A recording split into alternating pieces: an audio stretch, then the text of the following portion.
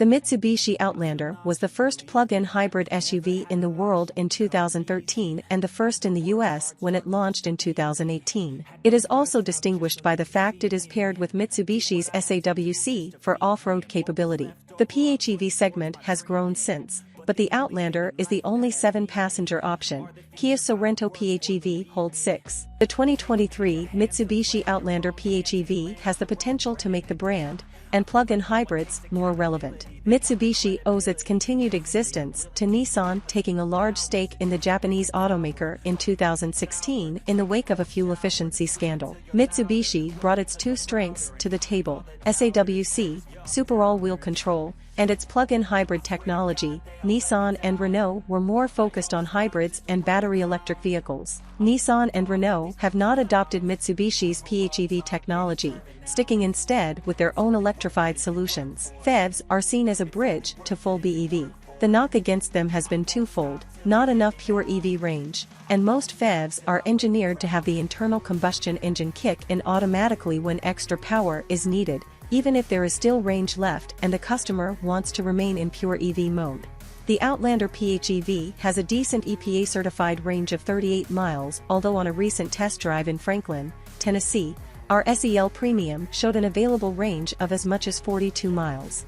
But when we turned on the HVAC system, depending on the fan speed, range dropped as much as 5 miles. The steering wheel paddles offer 5 levels of regenerative braking, from virtually none at B0 to B5. But the strongest rigging comes from hitting the innovation button because it adds some mechanical braking as well, taking the level to somewhere between B8 and B10, says Mitsubishi segment chief vehicle engineer Kentaro Honda. Even at its most aggressive, the Reagan braking does not bring the vehicle to a full stop. You must ultimately do that yourself with the brake pedal. Mitsubishi engineers felt it was more important to customers that the vehicle be able to slowly creep when you release the brake. PHEV comes close to mimicking an EV. What distinguishes the Outlander PHEV is that you can keep the SUV in pure EV mode.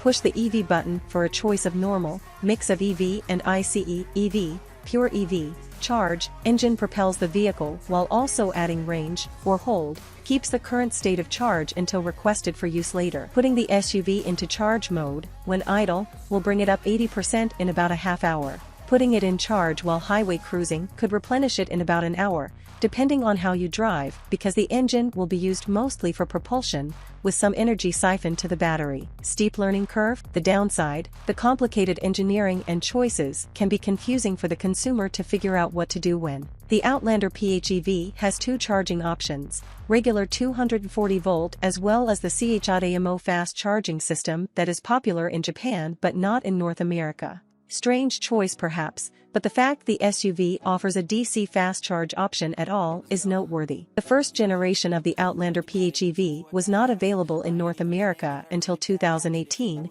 and the last one sold out mid-year. The second generation Outlander and Outlander PHEV, which shares a platform with the Nissan Rogue, has better proportions than the tall and narrow SUV it replaces. There is a third row, but it is hard to get into and quite cramped, making it more suitable for small children for short periods of time. There are clever touches like a pocket for phones for the second row, one of 3 storage pockets on the back of the front seat. There is double-pane glass on the front passenger windows. The 2023 Outlander PHEV will start sales in zero-emission states, but will be a nationwide vehicle. Mitsubishi wants every US dealer to have at least one model on site as a demo by the end of the year. The PHEV comes with a choice of 3 trim levels with a starting price of $41,190. The SUV is built in Japan and there will be production constraints for a while.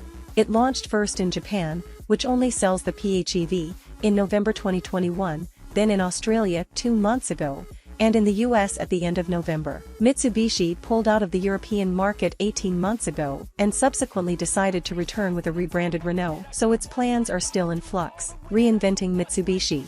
Mark Chaffin took over as CEO of Mitsubishi Motors North America in April, moving up from Chief Operating Officer, and he is part of an effort to reinvent every aspect of the brand that has been selling vehicles in the US for 40 years. Like Nissan, Mitsubishi uprooted itself, moving its headquarters from California to Franklin, Tennessee, in 2019. A new dealer program was introduced in 2019, and so far about 75% of dealers have completed or enrolled in the program that required a full facility upgrade in anticipation of the new Outlander, which launched in April 2021, and now the Outlander PHEV, which is considered the star of the show and gateway to the brand's transformation. Sales, market share, and transaction prices are up, and the brand is attracting a more affluent buyer, Chaffin says. They have an appetite for tech. Demand for the PHEV is outpacing the ICE Outlander. The CEO won't comment on when Mitsubishi will introduce the first pure electric in North America,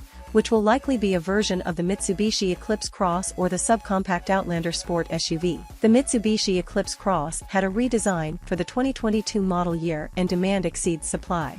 The 2023 Outlander Sport now has AWD standard. The Mirage and Mirage G4 add a black edition, and the CVT is standard with the decision to drop the 5-speed manual. The Rally Art Performance brand returns for the 2023 model year.